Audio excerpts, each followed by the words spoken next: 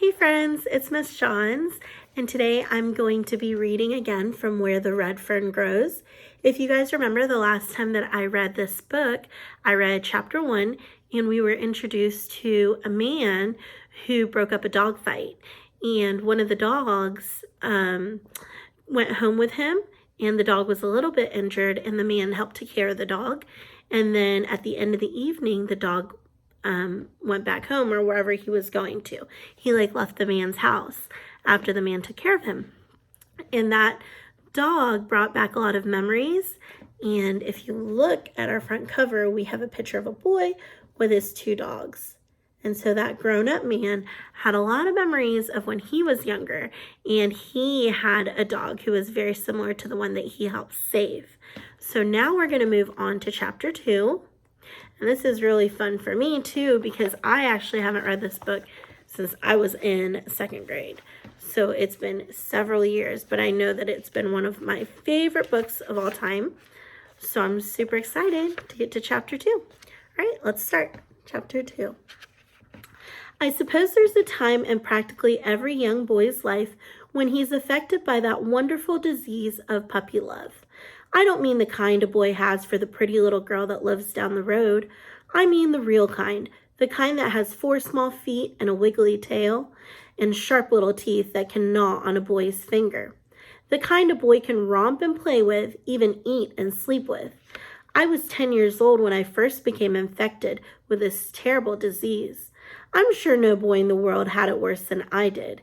It's not easy for a young boy to want a dog and not be able to have one. It starts gnawing on his heart and gets all mixed up in his dreams. It gets worse and worse until finally it becomes almost unbearable. If my dog wanting had been that of an ordinary boy, I'm sure my mother and father would have gotten me a puppy. But my wants were different. I didn't want just one dog. I wanted 2, and not just any kind of dog. They had to be a special kind and a special breed. I had to have some dogs. I went to my father and had a talk with him. He scratched his head and thought it over. Well, Billy, he said, I heard that old man Hatfield's collie is going to have pups. I'm sure I can get one of those for you. He may as well have poured cold water on me. Papa, I said, I don't want an old collie. I want hounds, coon hounds, and I want 2 of them. I could tell by the look on his face that he wanted to help me, but couldn't. He said, Billy, those kinds of dogs cost money, and that's something we don't have right now. Maybe someday when we can afford it, you can have them, but not right now. I didn't give up. After my talk with Papa, I went to Mama. I fared no better there. Right off, she said I was too young to be hunting with hounds. Besides, a hunter needed a gun, and that was the one thing I couldn't have, not until I was 21 anyway. I couldn't understand it. There I was, sitting right in the middle of the finest hunting country in the world, and I didn't even have a dog. Our home was in a beautiful valley far back in the rugged Ozarks. The country was new and sparsely settled. The land we lived on was Cherokee land, allotted to my mother because of the Cherokee blood that flowed in her veins. It lay in a strip from the foothills of the mountains to the banks of the Illinois River in the northeastern Oklahoma. The land was rich, black, and fertile. Papa said it would grow hair on a cross-cut saw. He was the first man to stick the cold steel point of a turning plow into the virgin soil. Mama had picked the spot for our log house. It nestled at the edge of the foothills in the mouth of a small canyon and was surrounded by a grove of huge red oaks. Behind our house, one could see miles and miles of the mighty Ozarks. In the spring, the aromatic scent of wildflowers, redbuds, papaws, and dogwoods drifted on the wind currents, spread over the valley and around our home. Below our fields, twisting and winding, ran the clear blue water of the Illinois River. The banks were cool and shady. The rich bottom land near the river was studded with tall sycamores, birches, and box elders. To the 10-year-old country boy, it was the most beautiful place in the whole wide world, and I took advantage of it all. I roamed the hills and the river bottoms. I knew every game trail in the thick canebrakes and every animal track that was pressed in the mud along the river banks. The ones that fascinated me the most were the baby-like tracks of a river coon. I'd lie for hours examining them. Before leaving, I'd take a switch and sweep them all away. These I called my trail looks. The next day, I'd hurry back, and sure enough, 9 times out of 10, there in the clean swept ground, I would again find the tracks of a ring-tailed coon. And when he says coon, he's talking about a raccoon. I knew he had passed over the trail during the night. I could close my eyes and almost see him, humped up and wading along, fishing under the banks with his delicate little paws for crawfish, frogs, and minnows. I was a hunter from the time I could walk. I caught lizards on the fence rails, rats in the corn crib, and frogs in the little creek that ran through the fields. I was a young Daniel Boone. As the days passed, the dog-wanting disease grew worse. I began to see dogs in my sleep. I went back to my father and mother. It was the same old story. Good hounds cost money, and they just didn't have it. My dog-wanting became so bad I began to lose weight, and my food didn't taste good anymore. Mama noticed this, and she had a talk with Papa. "You're going to have to do something," she said. "I never saw a boy grieve like that. It's not right at all." "I know," said Papa, "and I feel just as badly as you do. But what can I do? You know we don't have that kind of money." "I don't care," said Mama. "You've got to do something. I can't stand to see him cry like that. Besides, he's getting to be a problem. I can't get my work done. He follows me around all day long begging for hounds." "I offered to get him a dog," said Papa, "but he doesn't want just any kind of dog. He wants hounds, and they cost money. Do you know what the Parker boys paid for those 2 hounds they bought? $75. If I had that much money, I'd buy another mule. I sure do need one."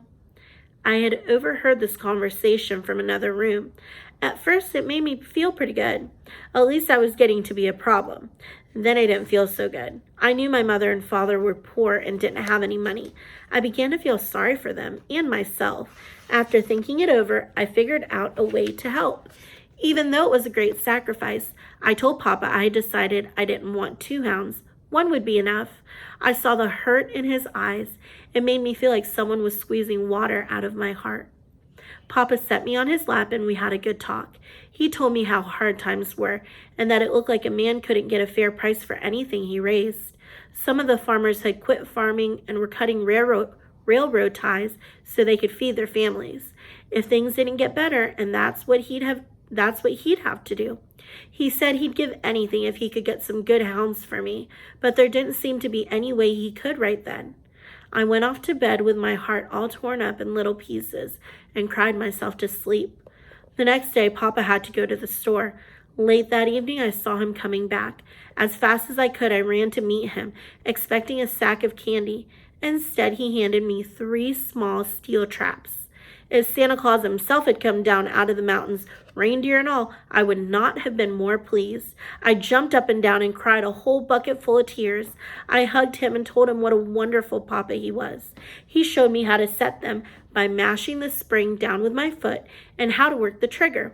I took them to bed with me that night. The next morning, I started trapping around the barn. The first thing I caught was Sammy, our house cat. This didn't cause a commotion, I didn't intend to catch him. I was trying to catch a rat, but somehow he came nosing around and got in my trap. My sister started bawling and yelling for Mama. She came running, wanting to know what in the world was going on. None of us had to tell her. Sammy told her with his spitting and squalling.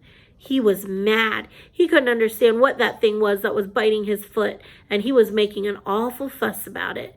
His tail was as big as a wet corn cob, and every hair on his small body was sticking straight up. He spit and yowled and dared anyone to get close to him. My sisters yelled their fool heads off all the time, saying, "Poor Sammy, poor Sammy." Mama shushed them up and told me to go get the forked stick from under the clothesline. I ran and I got it. Mama was the best helper a boy ever had. She put the forked end over Sammy's neck and pinned him to the ground. It was bad enough for the trap to be biting his foot, but to have his neck pinned down that way was too much. He threw a fit. I never heard such a racket in all my life. It wasn't long until everything on the place was all spooked up. The chickens started cackling and flew way up on the hillside. Daisy, our milk cow, all but tore the barn lot up and refused to give any milk that night. Sloppy Ann, our hog, started running in circles, squealing and grunting.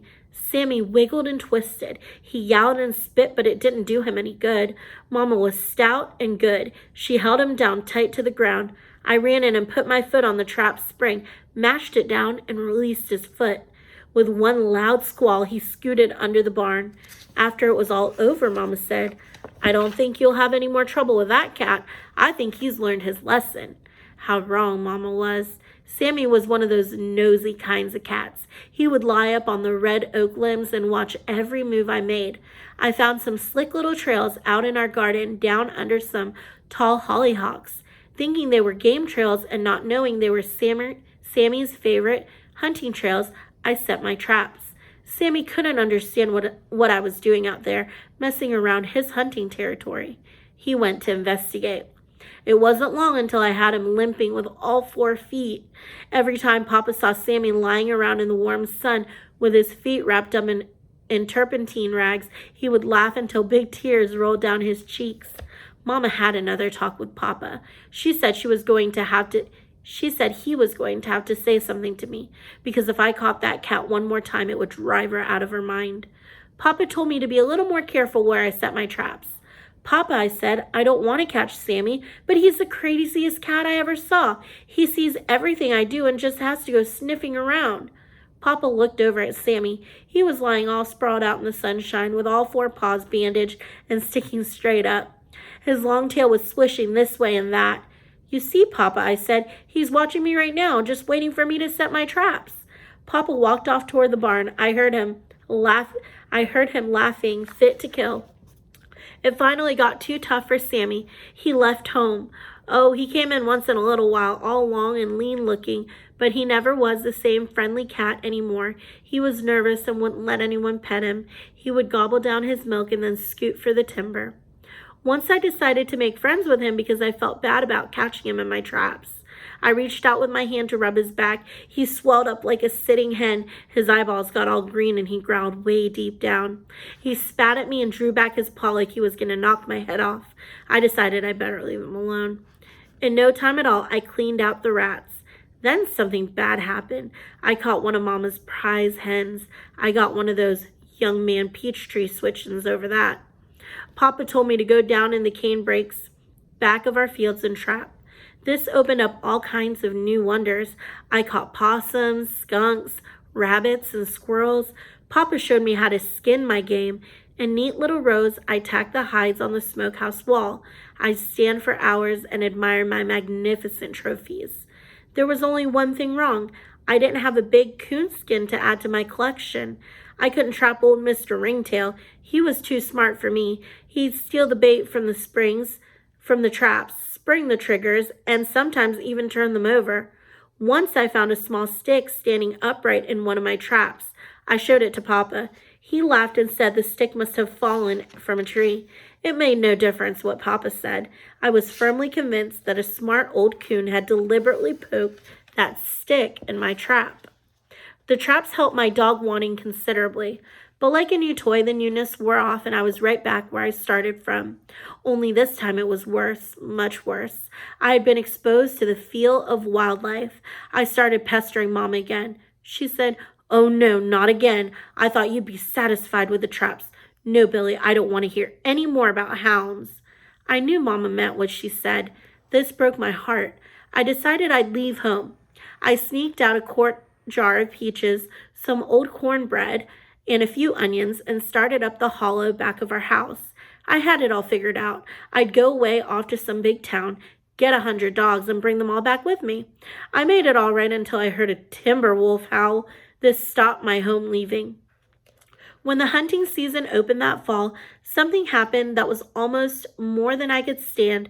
I was lying in bed one night trying to figure out a way I could get some dogs when I heard the deep baying of a coonhound. I got up and opened my window. It came again. The deep voice rang loud and clear in the frosty night. Now and then I could hear the hunter whooping to him. The hound hunted all night long. He quit when the roosters started crowing at daybreak. The hunter and the hound weren't the only ones that night. I stayed up and listened to them until the last tones of the hound's voice died away in the daylight hours. That morning I was determined to have some hounds. I went again to Mama. This time I tried bribery. I told her if she'd get me a hunting dog, I'd save the money I earned from my furs and buy her a new dress and a box full of pretty hats. That time I saw tears in her eyes. It made me feel all empty inside, and I cried a little too. By the time she was through kissing me and talking to me, I was sure I didn't need any dogs at all. I couldn't stand to see Mama cry. The next night I heard the hounds again. I tried to cover my head with a pillow to shut out the sound. It was no use. His voice seemed to bore its way down through the pillow and ring in my ears. I had to get up again and go to the window. I'm sure if that coon hunter had known that he was slowly killing a 10-year-old boy, he would have put a muzzle on his hound. Sleep was out of the question. Even on nights when I couldn't hear the hound, I couldn't sleep. I was afraid if I did, he would come and I would miss hearing him. By the time hunting season was over, I was a nervous wreck. My eyes were red and bloodshot. I had lost weight and was as thin as a beanpole. Mama checked me over. She looked at my tongue and turned back one of my eyelids. If I didn't know better, she said, I'd swear you weren't sleeping well. Are you? Why, Mama, I said, I go to bed, don't I? What does a boy go to bed for if he doesn't sleep? By the little wrinkles that bunched up on my forehead, I could tell that Mama wasn't satisfied. Papa came in during one of those inspections. Mama told him she was worried about my health. "Aw," he said, "there's nothing wrong with him. It's just because he's been cooped up all winter. A boy needs sunshine and exercise. He's almost 11 now, and I'm going to let him help me in the fields this summer. That'll put the muscles back on him." I thought this was wonderful. I'd finally grown up to be a man, and I was going to help Papa with a farm. Chapter 3. I'll read a little bit more. It's a little long. The dog-wanting disease never did leave me altogether. With the new work I was doing, helping Papa, it just kind of burned itself down and left a big sore on my heart. Every time I'd see a coon track down in our fields or along the river banks, the old sore would get all festered up and start hurting again. Just when I had given up all hope of ever owning a good hound, something wonderful happened. The good Lord figured I had hurt enough and it was time to lend a helping hand. It all started one day while I was hoeing corn down in our field close to the river. Across the river, a party of fishermen had been camped for several days. I heard the old Maxwell car as it snorted and chugged its way out of the bottoms. I knew they were leaving. Throwing down my hoe, I ran down to the river and waded across at a place called the Shannon Ford. I hurried to the campground. It was always a pleasure to prowl where fishermen had camped. I usually could find things, a fish line or a forgotten fish pole. On one occasion, I found a beautiful knife stuck in the bark of a sycamore tree, forgotten by a careless fisherman. But on that day, I found the greatest of treasures, a sportsman's magazine, discarded by the campers. It was a real treasure for a country boy. Because of that magazine, my entire life was changed. I sat down on an old sycamore log and started thumbing through the leaves. On the back pages of the magazine, I came to the for sale section. Dogs for sale. Every kind of dog. I read on and on. They had dogs I had never heard of, names I couldn't even make out. Far down in the right-hand corner, I found an ad that took my breath away. In small letters, it read, "Registered red-bone coonhound pups, $25 each." The advertisement was from a kennel in Kentucky. I read it over and over. By the time I had memorized the ad, I was seeing dogs, hearing dogs, and even feeling them. The magazine was forgotten, and I was lost in thought. The brain of an 11-year-old boy can dream some fantastic dreams. How wonderful it would be if I could have 2 of those pups. Every boy in the country but me had a good hound or 2. But $50? How would I get $50? I knew I couldn't expect help from Mama and Papa. I remembered a passage from the Bible my mother had read us. God helps those who help themselves. I thought of the words. I mulled over them in my mind. I decided I'd ask God to help me. There on the banks of the Illinois River, in the cool shade of the tall, white sycamores, I asked God to help me get 2 pups. It wasn't much of a prayer, but it did come right from the heart. When I left the campground of the fishermen, it was late. As I walked along, I could feel the hard bulge of the magazine jammed deep in the pocket of my overalls. The beautiful silence that follows the setting sun had settled over the river bottoms. The coolness of the rich black soil felt good to my bare feet. It was the time of day when all furry things come to life. A big swamp rabbit hopped out on the trail, sat on his haunches and stared at me and then scampered away. A mother gray squirrel ran out on a limb of a bur oak tree. She barked a warning to the 4 furry balls behind her. They melted from sight in the thick green.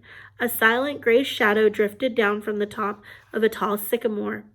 There was a squeal and a beating of wings. I heard the tinkle of a bell in the distance ahead. I knew it was Daisy, our milk cow. I'd have to start her on the way home. I took the magazine from my pocket and again I read the ad. Slowly, a plan began to form. I'd save the money. I could sell stuff to the fishermen, crawfish, minnows, and fresh vegetables. In berry season, I could sell all the berries I could pick at my grandfather's store. I could trap in the winter, and the more I planned, the more real it became. There was a way to get those pups, save my money. I could almost feel the pups in my hands. I planned the little doghouse and where to put it, collars I could make myself, and then the thought came, what could I name them? I tried name after name, voicing them out loud. None seemed to fit. Well, there would be plenty of time for names. Right now, there was something more important, $50. A fabulous sum, a fortune, far more money than I had ever seen. Somehow, someway, I was determined to have it. I had 23 cents, a dime I had earned running errands for my grandpa, and 13 cents a fisherman had given me for a can of worms. The next morning, I went to the trash pile behind the barn. I was looking for my can, my bank. I picked up several, but they didn't seem to be what I wanted. Then I saw it, an old KC baking powder can. It was perfect, long and slender with a good tight lid. I took it down to the creek and scrubbed it with sand until it was bright and new looking. I dropped the 23 cents in the can. The coins looked so small lying there on the shiny bottom, but to me it was a good start. With my finger, I tried to measure how full it would be with $50 inside. Next, I went to the barn and up in the loft. Far over the hay and up under the eaves, I hid my can. I had to start toward making my dreams come true. 23 cents. I had a good bank, safe from the rats and from the rain and snow. All through that summer, I worked like a beaver. In the small creek that wormed its way down through our fields, I caught crawfish with my bare hands. I trapped minnows with an old screen wire trap I made myself, baited with yellow cornbread from my mother's kitchen. They were sold to the fishermen, along with fresh vegetables and roasting ears. I tore my way through the blackberry patches until my hands and feet were scratched raw from the red thorns. I tramped the hills, seeking out the huckleberry bushes. My grandfather paid me 10 cents a bucket for my berries. Once Grandpa asked me what I did with my money I earned. I told him I was saving it to buy some hunting dogs. I asked him if he would order them for me when I had saved enough. He said he would. I asked him not to say anything to my father. He promised me he wouldn't. I'm sure Grandpa paid little attention to my plans. That winter I trapped harder than ever with the 3 little traps I owned. Grandpa sold my hides to fur buyers who came to his store all through the first season. Prices were cheap, 15 cents for a large possum hide, 25 for a good skunk hide. Little by little, the nickels and dimes added up. The old KC baking powder can grew heavy. I would heft its weight in the palm of my hand. With a straw, I'd measure from the lip of the can to the money. As the months went by, the straws grew shorter and shorter. The next summer, I followed the same routine. Would you like to buy some crawfish or minnows? Maybe you'd like some fresh vegetables or roasting ears. The fishermen were wonderful, as true sportsmen are. They seemed to sense the urgency in my voice and always bought my wares. However, many was the time I'd find my vegetables left in the abandoned camp. There never was a set price. Anything they offered was good enough for me. A year passed. I was 12. I was over the halfway mark. I had $27.46. My spirits soared. I worked harder. Another year crawled slowly by, and then the great day came. The long, hard grind was over. I had it. $50. I cried as I counted it over and over. As I set the can back in the shadowy eaves of the barn, it seemed to glow with a radiant whiteness I had never seen before. Perhaps it was all imagination. I don't know. All right, we'll stop right there. So it looks like he's got his money and he could be ready to purchase some dogs. We'll see what happens next time. Thanks for watching.